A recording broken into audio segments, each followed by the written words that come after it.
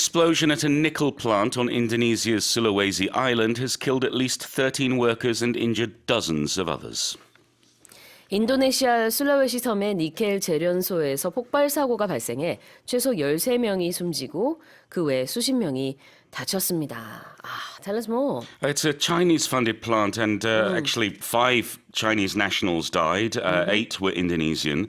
And what happened was they were doing repair work on a furnace, and some flammable liquid ignited, and that caused oxygen tanks to explode, and unfortunately led to these deaths and also dozens injured. Indonesia is a country that's producing a lot of nickel. It's the top producer of nickel. And nickel is used in a lot of things we need nowadays, electric car batteries and stainless steel. It's a valuable resource. It's a resource needed. And so China's been trying to grow its electric car industry and therefore is sort of investing in these nickel plants.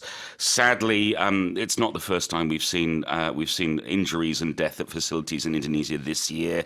Earlier in January, 2 workers were killed at a plant in Indonesia after a riot broke out after protesting. In June, there was a fire at that same plant, killing 1 worker and injuring 6 others.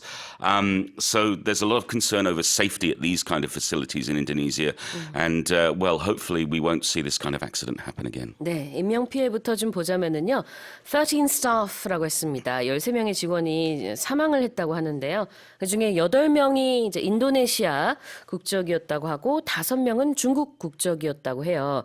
이 plant, 이 공장 같은 경우에는 사실 이제 중국에서 운영을 하는 그런 제련소입니다. 왜 중국에서 운영을 하냐면 특히 인도네시아 같은 경우에는 니켈 산업을 좀 더 키우기 위해서 수출을 안 하고 있어요. 수출 금지 정책이 내려져 있는데 그러다 보니까 중국계 기업이 인도네시아에 들어가서 투자를 하고 거기서 제련소를 운영을 하고 있는 그런 상황입니다. 자, 그런데 이런 사고가 일어났어요. 첫 번째로 우리가 볼 표현이 nickel인데요.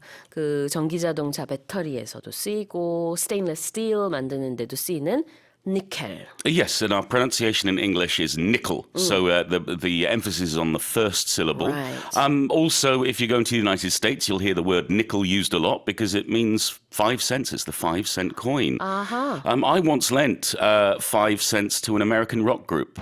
Unfortunately, I never got my nickel back. Nickelback.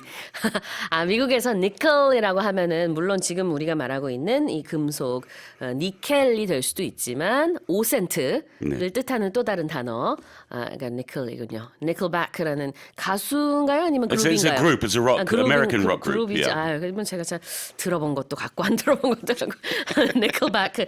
거기서의 니켈은 뭐 어떤 뜻인지는 잘 모르겠지만 그룹 이름에도 들어가네요. 자, 발음 주의하시면 되겠습니다. 우리는 니켈 하지만 영어로는 nickel 이렇게 발음한다는 거. 자, 그 다음에는 부상자가 상당히 많이 나왔어요. Dozens of others injured. Yes, so dozens means multiples of 12. It's a curious thing about English is that often we're counting in tens, groups of tens, but rather than say tens of others, we say dozens of others. Yeah, you never say tens of others. Yeah, but dozen is certainly in Europe is a number that's used a lot in terms of counting for people or for products. For example, you buy a dozen eggs, or we talk about going to a bakery to buy a dozen rolls, for example. Right. So this is a very common expression to use dozens of something, meaning multiples of 12 of something, meaning less than 100, but still a lot. 네. 왜 그런지는 모르겠지만 이렇게 부상자 얘기를 한다든지 뭐 수십 명이 이랬다 이럴 때는 꼭 12명 단위로 나누는 dozens를 써요. tens of라는 표현이 영어에 존재하지만 이 경우에는 쓰지 않습니다.